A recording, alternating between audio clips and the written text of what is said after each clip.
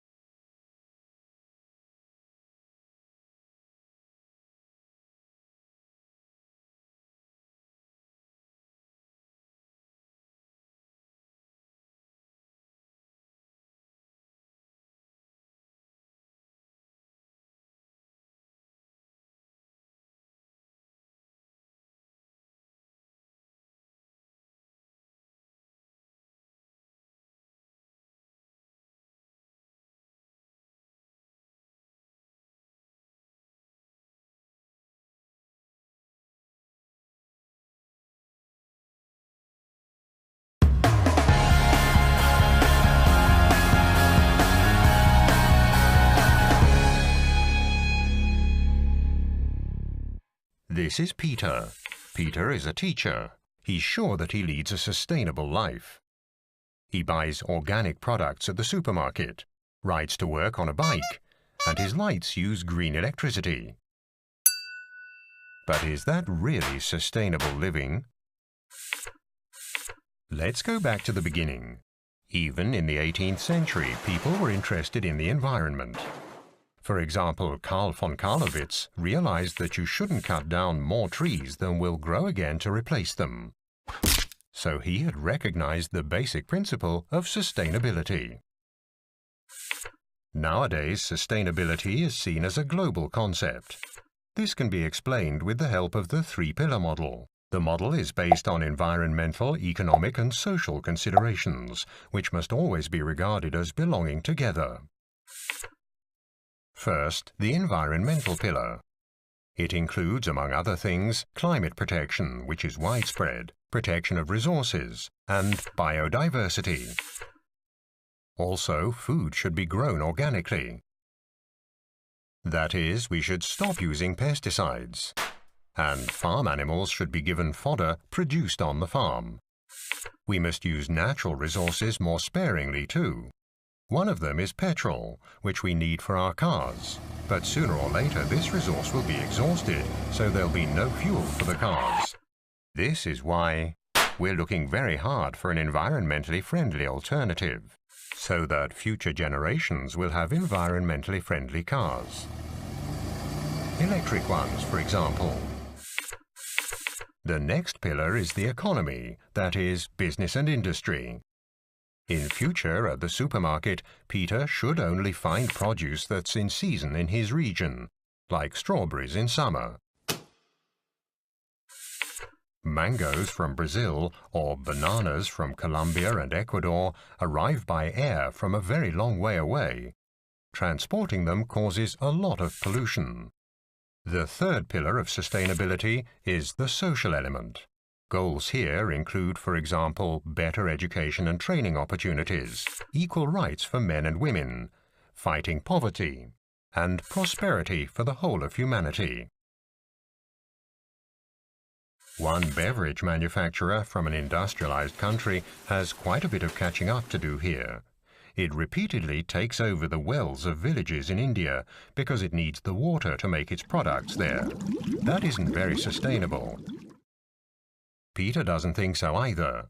After all, at least a little water should be left in the wells for the Indian population. So Peter tries to do justice to the three-pillar model. When he buys organically grown produce, when he goes to work on his bike, and by using green power from wind turbines, he really does live sustainably. But be careful. A lot of companies exploit consumers' environmental awareness. Not all the products that claim to be from fair trade or organic farming are sustainable.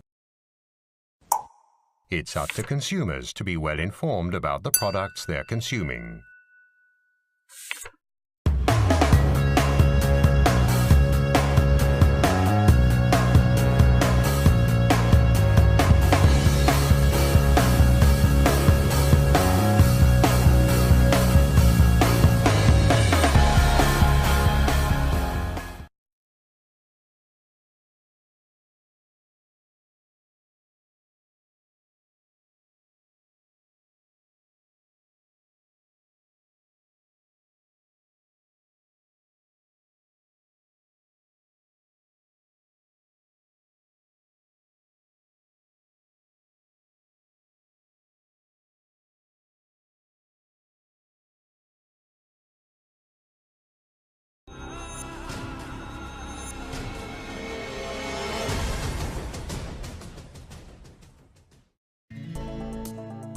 Today on Earth Focus, Hamburg, Germany, Europe's new green capital, may be the model for the cities of tomorrow. Correspondent Constantino de Miguel reports, coming up on Earth Focus. Germany, Europe's first industrial powerhouse, is coming to terms with the environment. The government decided to phase out all the country's nuclear power plants by 2022, a drastic policy reversal that followed Japan's disaster at Fukushima. But the closures also stem from a growing awareness that any economic growth needs to respect man and nature. Perhaps the best example of the country's new attitude lies here in the northern port city of Hamburg. Hamburg was named European Green Capital 2011 for its impressive transformation of its port, its industry, and the daily lives of its 4 million inhabitants. So what are the forces driving this faithful journey to sustainability? At the crux, urban planning and architecture. If you look around, all these buildings are, in a way, of course, all built after the latest energy standards and requirements. But many of them also do additional things like solar power or things like that. For the lucky inhabitants of this renovated district called HafenCity, jobs, shops and schools are all within walking distance or just a short boat ride away. HafenCity is Europe's largest inner-city urban development venture. By the time these children become young adults, Hamburg city centre will have expanded by 40%, reclaiming the city's historic industrial port sites. In total, we have 10.5 kilometers water promenades. And that's really something very special, that we have the chance here in Hamburg really to build lots of buildings very close to the water, but also to give the people the chance to walk very close to the water and actually to feel that they are in an old harbor area, which is, by the way, very close to the old historical city center of Hamburg. We've seen that actually the environmental protection is a priority for this renovation project. Could you mention some examples? We almost don't have cars in HafenCity. The garages are underneath the buildings, but we have underground stations. We have lots of public transport, also such as public boats, and you have huge distances you can make by bicycle or you can walk. and we use, of course, intelligent energies like solar, geothermy, biogas. In HafenCity, environmental-friendly construction is priority one. As an incentive for developers and investors, authorities have introduced an eco-label for buildings. Behind the fancy architectural designs is an extremely small carbon footprint for heating and power, thanks to a huge increase in the use of renewable energy sources. The old Hamburg harbor quarters and its industrial buildings are making way for an area of high urban density, providing more than 40,000 jobs and around 5,000 homes. But who is going to foot the bill for this ambitious urban project? The Hamburg taxpayer and the developers, of course. Also the people who choose to live in this futuristic setting. Living in HafenCity has definitely also cost advantages. You are close to 150,000 jobs around here. You can bring, without using a car, your children to school. You can go shopping. So the cost of living in a dense inner city mixed-use urban area as part of this concept is also a very big benefit to the households, so that compensates for higher cost in terms of the building. Amidst all these eco-friendly residences and commercial sites in construction is the Unilever House, dubbed the world's best office building in 2009. It's a grand example of design and sustainability. Thanks to a second coat in the facade and heat exchangers inside, there's virtually no loss of energy at the European headquarters of Unilever. But this building is not only about respecting the environment, it's a wise investment, according to Unilever's Merlin Kuhne. This is a kind of benchmark for sustainable architecture, but this is very expensive, I guess. The investment you need for all that is quite a lot. No, in the end, it's a savings project. Sustainability does pay off. You can save money in building, sustainably. First of all, the way that you use the materials, and the learnings are big enough really to have it not more expensive. And in the end, the usage cost, the annual costs for using the building are, let's say, for example, for electricity, 70% lower than we had in the old building. So in the end, this is beautiful and at the same time a savings project. Electricity that we use here in the building with the LED lightings is, that's for example the LED lighting above me, is all from so-called dark green energy. Dark green energy, it means it's from small water power plants in the south of Germany, in Bavaria. This is where the electricity is produced. We are saving 60,000 tons of CO2 every year now, because it's not only here, but it's also in our factories all around Germany, where we are using this dark green energy. The Unilever building in Hamburg, it's 30,000 square meters of efficient, cost-saving features that provide workspaces for almost 1,200 employees. Hamburg boasts one of the best local public transport systems in Europe. That includes a bicycle rental system. When the day is over, this lady just grabs a bike next to her office and heads home. There are about 1,500 of these rental bikes available at 100 stations throughout town. In 2010, over 70,000 people used them. With this and a few hundred other climate protection measures, Hamburg promises to reduce its CO2 emissions by 40% by the year 2020, an ambitious goal for the city on the River Elbe. The price? Over 23 million euros annually. But Hamburg is first and foremost a port within quick reach of the Baltic and the North Seas. A non-stop flow of goods arrives here day and night from every corner of the world. As one of the most important container hubs, the port has applied a remarkable automated workflow that's become a respected model for productivity and energy efficiency. We really want to become CO2 neutral. That is a very, very long journey we have to take, but we are very much advanced already. And because we use energy from renewable sources here, we are already at the forefront of CO2 reduction. Will cities of the future really be self-sufficient? that utopian dream may be coming true already in Hamburg's Wilhelmsburg district.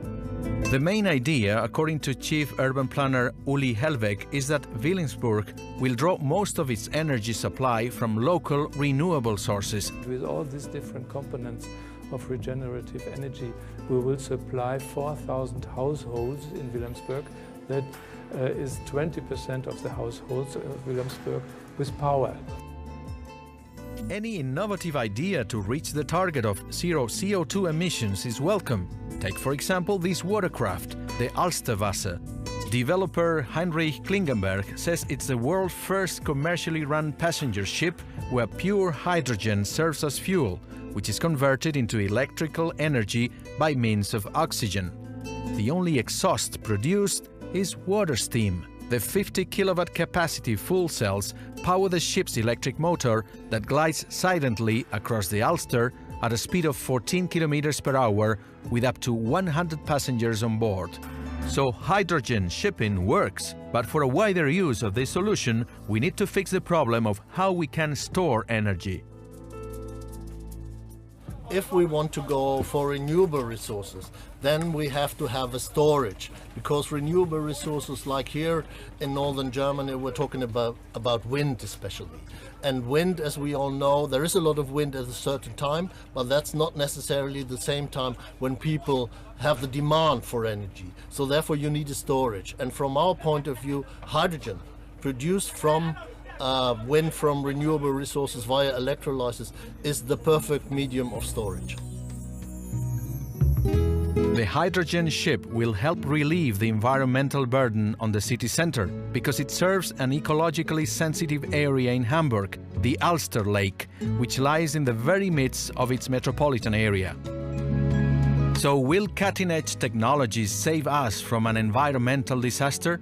Could it be that hydrogen ships, self-sufficient houses and districts, and sustainable ports will pave the way for a new, cleaner way of producing and consuming? Only time will tell, but it seems that Hamburg is helping to illuminate a smart path to sustainability, helping us to see firsthand that using natural energy to power the future is not just a dream.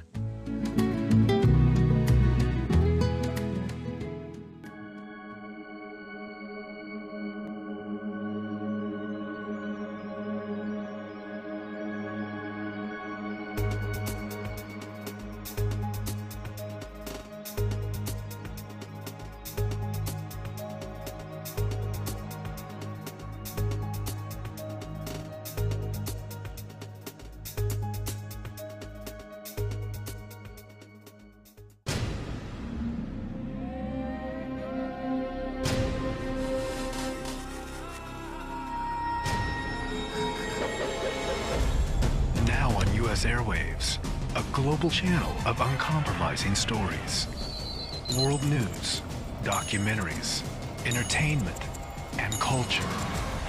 Link TV, connecting you to the world. For more information, visit linktv.org.